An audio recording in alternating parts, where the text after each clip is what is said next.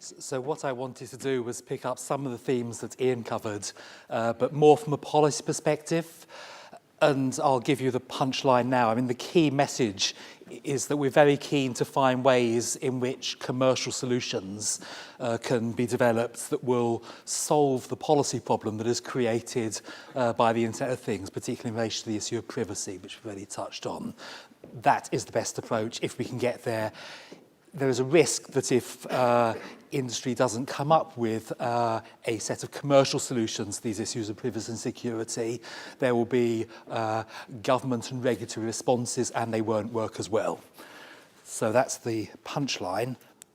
So firstly, it's worth saying there's really nothing terribly new in this world. So the challenge of new technologies and what they mean for privacy has been around for a long time. When Kodak, I think, I'm told, marketed its first compact camera in 1888. Over the next few years, there was massive outcry as the so-called Kodak fiends harassed people, I gather mainly women, in the streets. And the result was a law that was passed in New York which said that if you publish a photograph without consent, you could be subject to a fine of $1,000 or a year in prison. So these sort of the set of questions around what constitutes informed consent for usage of personal data, and what's the public policy reaction when that doesn't work, and how do you avoid overreaction? That's a recurring theme, and it's certainly going to be a key theme of IoT. Winding forward, just over 100 years, well, the IoT is diverse, it's growing, and there's enormous economic potential. I think we all recognise the economic potential from IoT. No one's quite sure what it is, exactly where the benefits will be greatest. This is some data extracted from a study we commissioned last year, which was trying to get below the surface of the IoT. There were these headline numbers, just large numbers of devices. I think we're all starting to try and work out what is it really? And so Ian touched on some case studies. It's trying to get below what really is the IoT other than some very large numbers. And we looked at the types of applications. The detail doesn't really matter. The key thing is that the IoT for me is all about the comms sector no longer being just about the comms sector. It's about the comms sector underpinning economic activity in every sector. That's an enormous opportunity for businesses, but it also creates obviously a new set of risks. And so on that new set of risks, the particular challenges for security and privacy. So we already see, I'll take smart meters as a particular example. I was involved in the Smart Meters Programme Board, and we had to deal with a fair bit of controversy around the privacy and security issues raised by smart meters deployment programs. A few examples on this slide. This strange picture here, it's a poster from a Dutch campaign. I think the translation is "Smart meters are spies." The background to this is that the Dutch government originally proposed to make the installation of smart meters in every home mandatory. That was in order to meet an EU-level target, which required smart meters to be installed in 80% of homes in those countries where there was a cost-benefit case for doing so. And they thought the only way of doing that was to make installation mandatory. Massive public outcry. In the end, the Dutch government, the Dutch Parliament refused to pass that law in response to the public outcry, and there is now a system of consent which allows individual consumers to choose both whether they have a smart meter and the basis on which it's installed. In Spain, I think, reported hacks of smart meters. I'm not competent to comment on whether these reports are accurate or not. I'll leave that to Ian and others. But the reports assert that a particular set of devices deployed in Spain could both be hacked individually, so you could lose power to your home, and it was also possible via that device to compromise the whole network. So a number of homes could be subject to a power blackout. In the UK, a paper here, Ross Anderson, who some of you may know, published this paper, Who Controls the Off Switch? Again, I'm not going to comment on the technical detail, but there is no doubt that the concerns raised by these sorts of debates had a very clear influence on the UK smart meter programme. As Ian noted, we spent a lot of time with smart meters worrying about security, trying to make sure that the overall architecture was robust. And I think an important lesson for me there was, I suppose, about the importance of thinking end-to-end. Early on, we tend to think about devices separately from the rest of the network, for example. Obviously, security needs to be thought about in a more holistic way than that. But also the risk, again, of overreacting on privacy grounds. I think that in the end, we end up with a fairly conservative approach to the release of data from the UK Smart Meters programme, and there's a risk that that will make it more difficult to realise the benefits of the programme. So moving on, IoT and regulation. We published a document about a year ago. We were trying to understand, what did we need to do as regulators to make sure that the UK in particular realised the benefits of IoT. That's partially thinking from a consumer perspective, but actually particularly recognising there's a massive opportunity here for UK companies to develop new solutions and then sell them to the world. But it's a globally competitive market. So the question is, how do we get ahead? We asked a series of questions. The headline question, and I think government was asking the same sort of questions, what is it there that we can do to make it easier to work in this space? We didn't get actually that many answers. I think we're all still feeling our way a bit. What was interesting, though, the answers we did get were slightly different to the ones we'd expected. I'd expected the debate would be mainly about radio spectrum, with lots of players demanding more access to radio spectrum. There was some of that, but that wasn't the key theme. Generally, people were satisfied that the radio spectrum was available. I was half expecting a resurgence of the debate about IPv6 addresses. It's a familiar topic. Again, that didn't really materialise. The two things that did really come through were a set of concerns around, on the one, security and resilience, but also, and probably most particularly, privacy. The particular importance of having a regulatory framework which deals with privacy in a way that works for consumers but also doesn't constrain innovation. And that's a really difficult balance to get right. I think getting that one right is probably the main ask for us and other policymakers that came out of this consultation process. That's actually why I'm so interested in today's meeting, because I'm very keen to hear from others about how we can do that. What are the challenges? Very briefly, some of the challenges that we see. Firstly, the slight risk of silos. The IoT brings together a number of different elements, traditional public electronic communications networks, that's the focus of our work. Overlaid on those, cloud-based services and security issues that they raise, implementation security, devices and applications. And as I said earlier, it's important to think about all of those in a holistic way. That's not something we always do. There's something about diversity. So this was trying to look at both security and privacy issues and the importance of those issues for different categories of application. So the bottom left, sort of irrigation. It's one of the interesting applications of IoT is crop sensors telling you when to water a field, for example, when to spread fertilizer. That probably doesn't raise massive privacy issues. It doesn't really matter if you broadcast the rainfall in a particular location.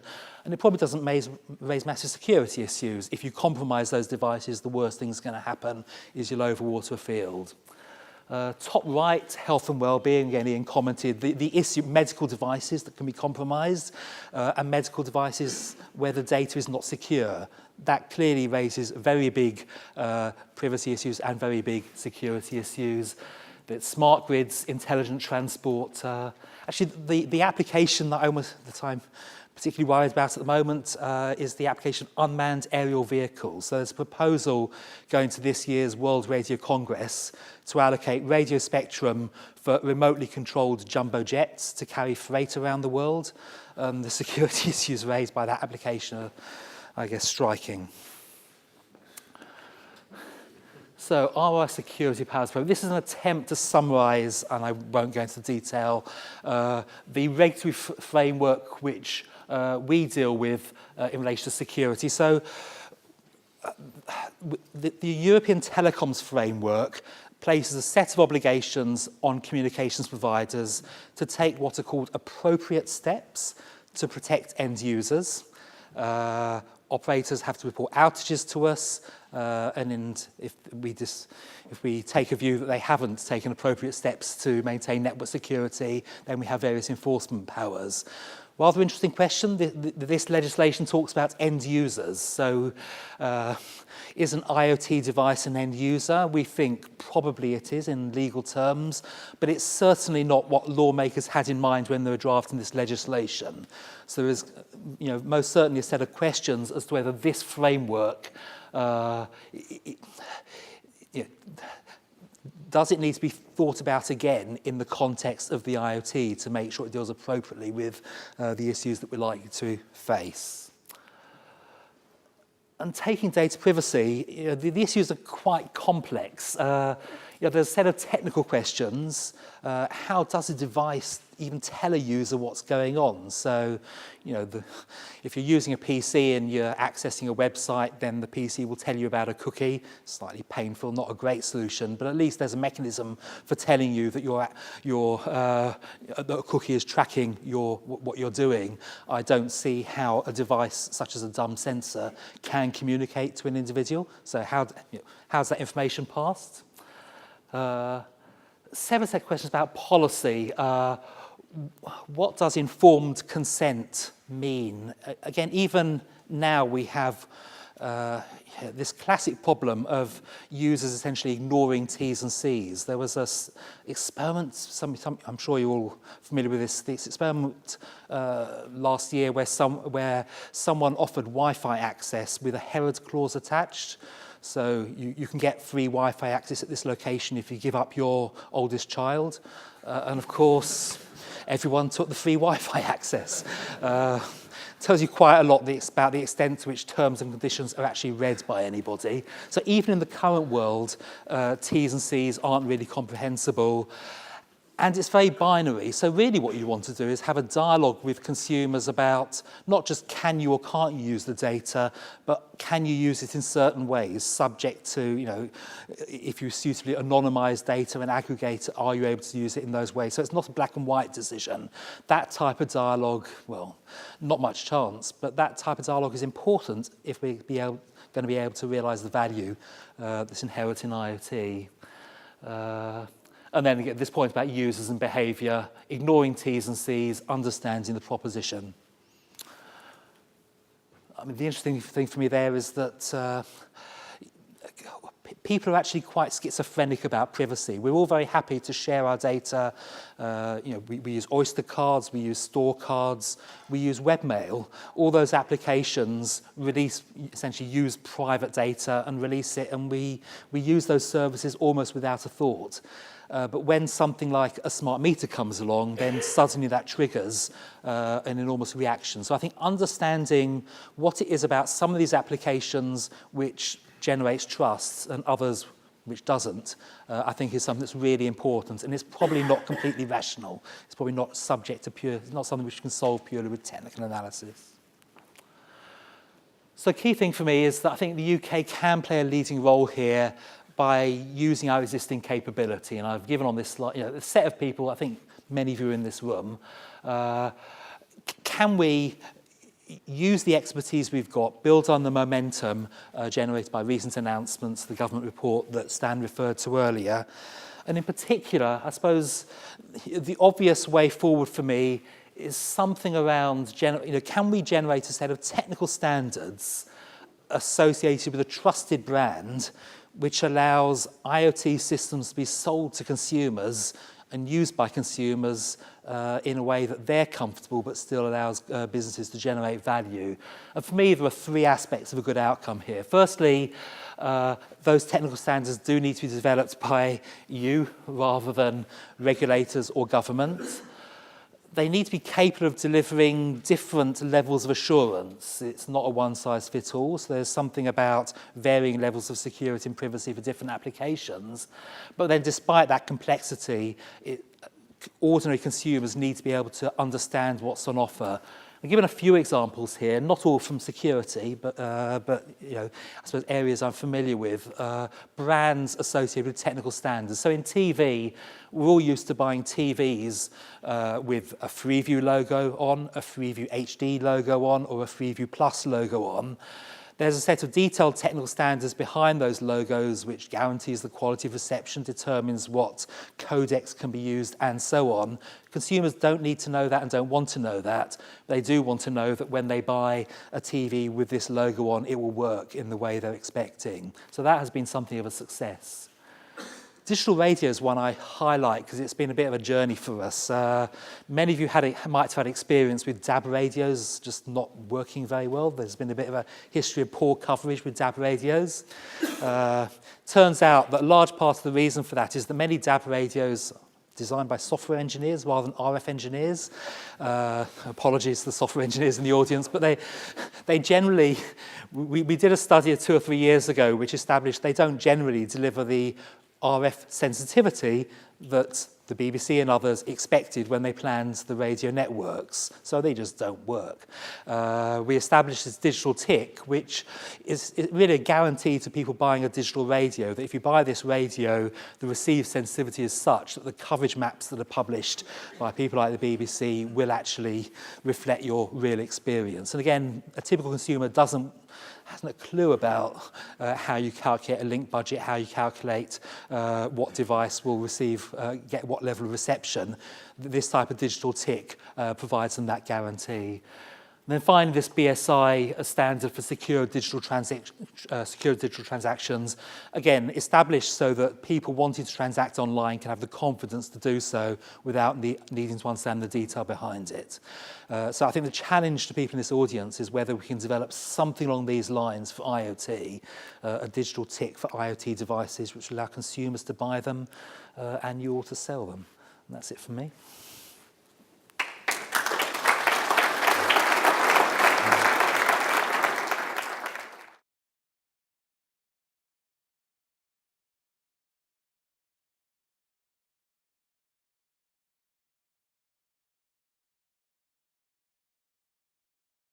This is one of the interesting questions with smart meters, whether it'd be possible to make data available to third parties, but I suppose, frankly, they would then be able to have a commercial dialogue with end users as to whether they're willing for their data to be used and on what terms. Because it is striking that webmail for me is the cleanest example. People get free webmail, they don't think twice about it, but they're giving up privacy in return for free service. So people are clearly willing in the right circumstances and with the right brands to do that. It's definitely something I'd be keen to explore. I think it's part of this broader point that if we can find commercial solutions which allow consumers options which they understand, that's better than blanket regulation.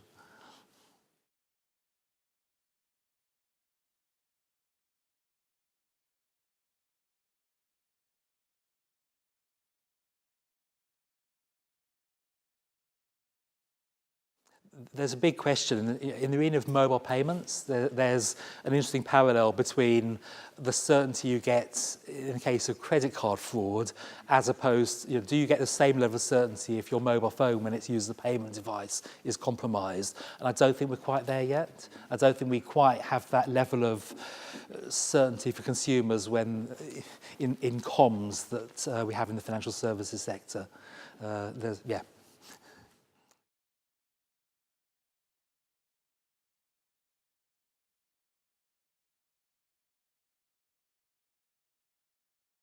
Particularly in security, you wouldn't want there to be just one system for everything. It's the classic, everyone hacks Microsoft because it's so widely used. At the same time, there are economies associated with having something that's in widespread usage. There's benefits for consumers in terms of ease of understanding. I think my sense is it's still quite early days. I think right now there's probably benefit in looking at a few different solutions, seeing which of those work best, and then probably a subset of those emerge. It's the classic question, competing technical standards, reducing down to those which actually get traction.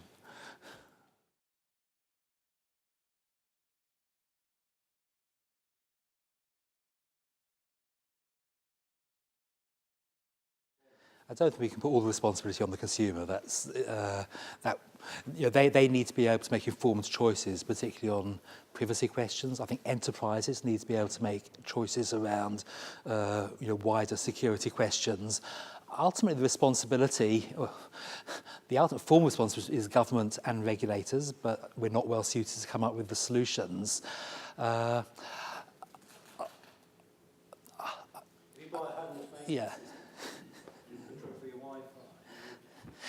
Yeah. Well,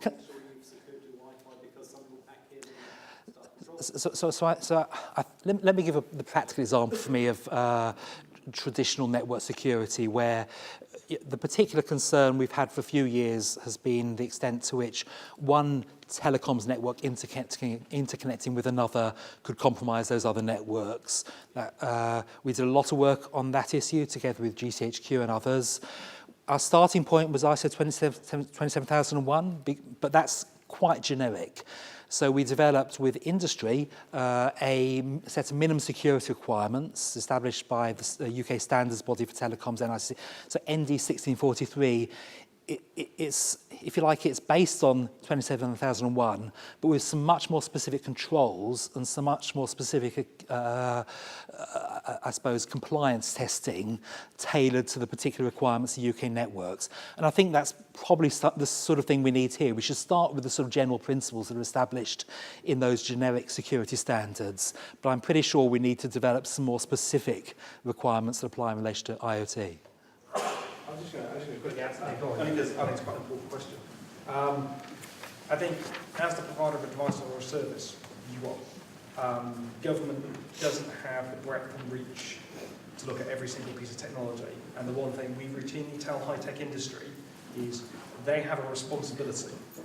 They can't transfer that responsibility to government or to their user.